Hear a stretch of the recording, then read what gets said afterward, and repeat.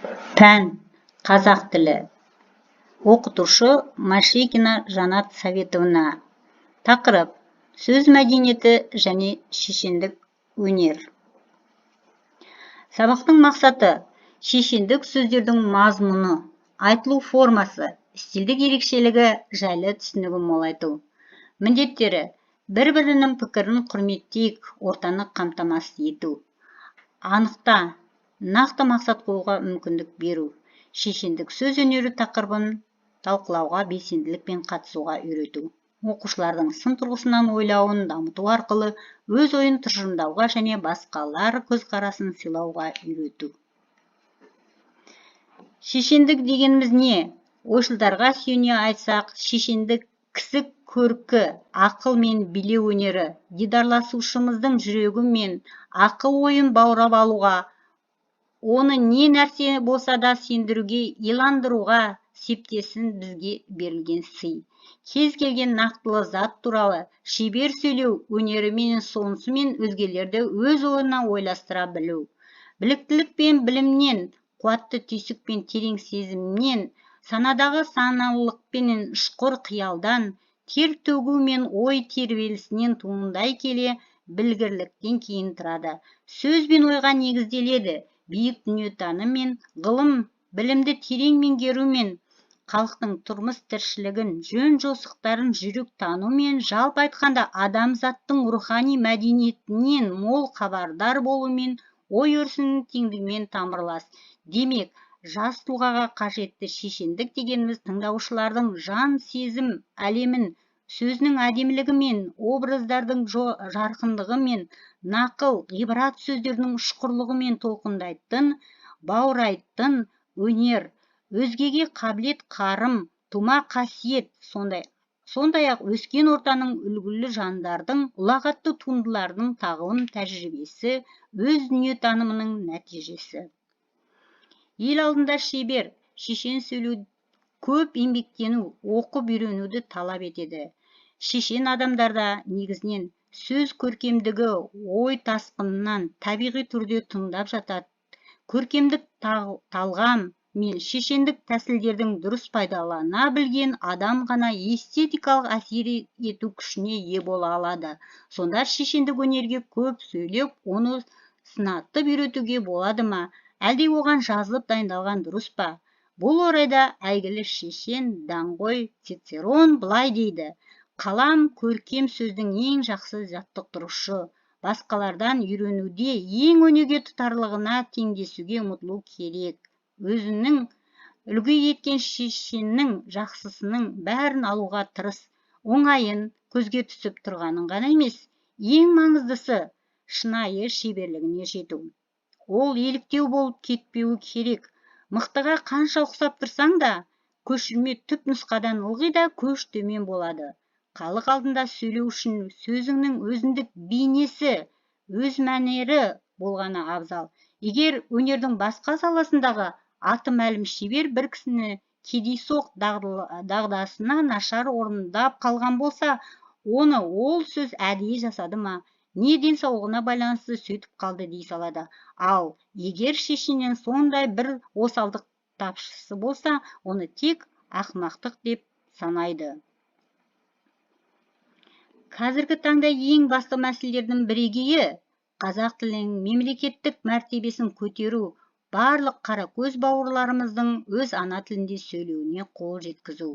Тек тіл үйренуде ұмыт болып бара жатқан шаруа, балабақша, үй, мектеп, жоғары оқу орындарында ұл-қыздарымыздың тілдік қоры бай, қазақ тілінде сөйлеу мәдениетіне үйрету.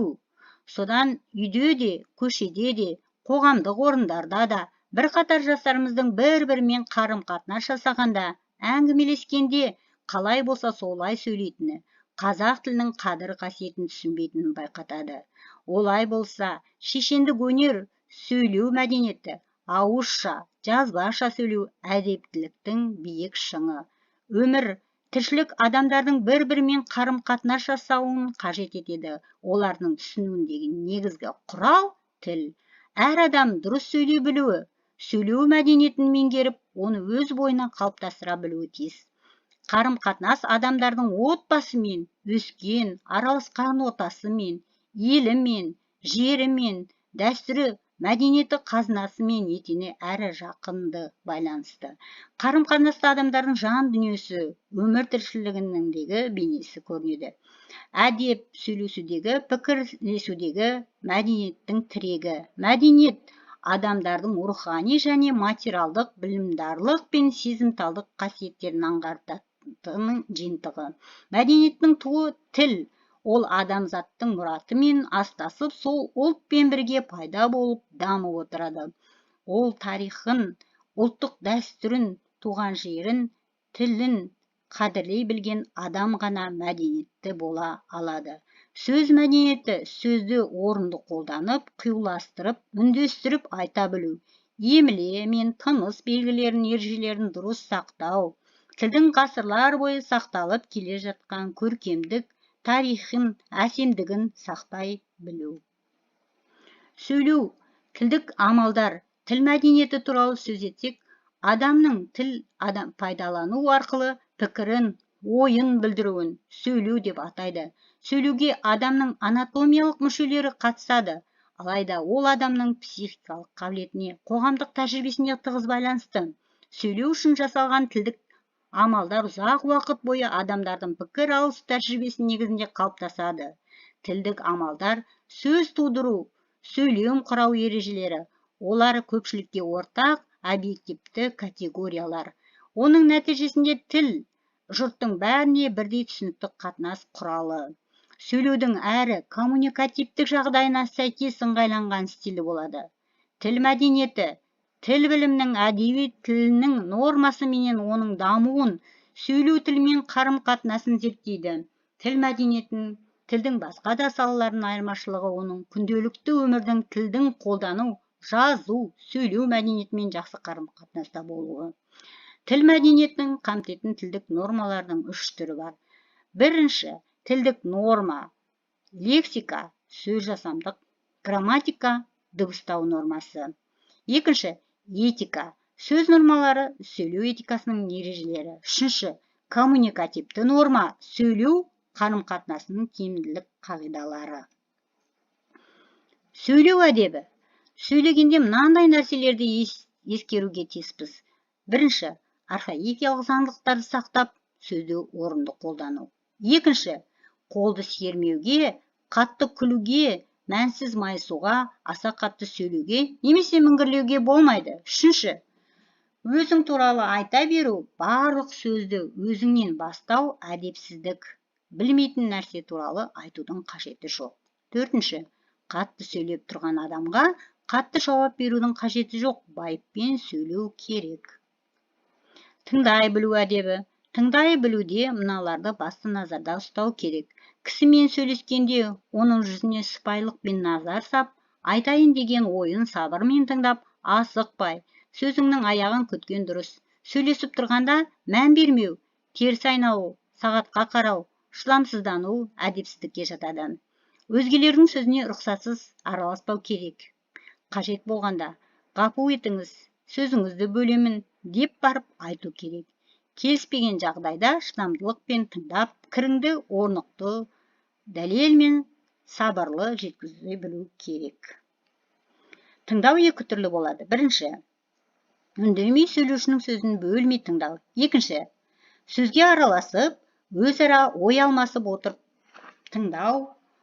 Сөйлеуші адамның мінез-құлқы, жасы, жынысы, әлеуметтік жағдайы ескерілуі тиіс. Тіл туралы даналығы. Жақсы байқап сөйлер, жаман шайқап сөйлер. Сөз қадірін білмеген, өз қадірін білмейді. Сәлемі жараспағанның сөзі де жараспайды.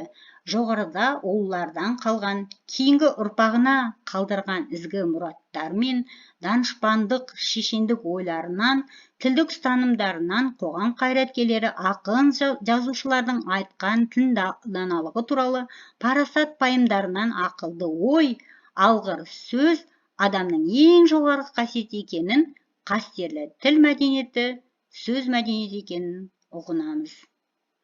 Қорыта айтқанда, қазақтың ұлы қаны, өз заманның данышпаны, дипломаты, Абылай ханның қазақ мәмлегер дипломаттарын қалмақ еліне аттандырар кезде сөйлеген сөзі: үлкендеріңді кішілерің сыйлаңдар, көп арасында мына Қазбек сияқты кішінің де сөзін тыңдаңдар. Өздеріңді жат елдің алдында жақсы елдің баласындай ұстаңдар. Мұндайда қол бастайтын батыр болу да қымбат, жол бастайтын көсем болу да қымбат. Бәрінен де ел тағдырын шешетін шешен болу қымбат. Елдестірмек елшіден, жауластырмақ жаушыдан. Елдесе алмай жауласып кетсек, сендердің олақтықтарыңнан болғаны. Ауыздан шыққан сөз атылған оқпен бірдей. Қайтып ала алмайсыңдар. Сөз сөйлегенде ойлап сөйлеу керек дегендей, шешендік өнер тіл өнері мен сөйлеу мәдениетінің ең жоғарғы сатысы. Сөйлеу мәдениеті өспейінше жоғары ақыл мәдениетіне жетуге болмайтындығы сөзсіз. Олай болса, ұлы Абай өткірдің жүзі, кестенің бізі өрнегін сендей сала алмас деп таңырқап тағзым еткен. Тіл мемлекеттік тіл, ана тіліміз. Қазақ тілінің қадірін ұғынып, мәртебесін көтеріп, қастерлей білейік. Үй жұмысы. Бірінші, дәріс бойынша конспекті жазу. Екінші, сөйлеу әдебі, мәдениеттік белгісі тақырыбына эссе жазу. Үшінші, дәрісті қазақ шешен билерінің сөздерімен толықтыр.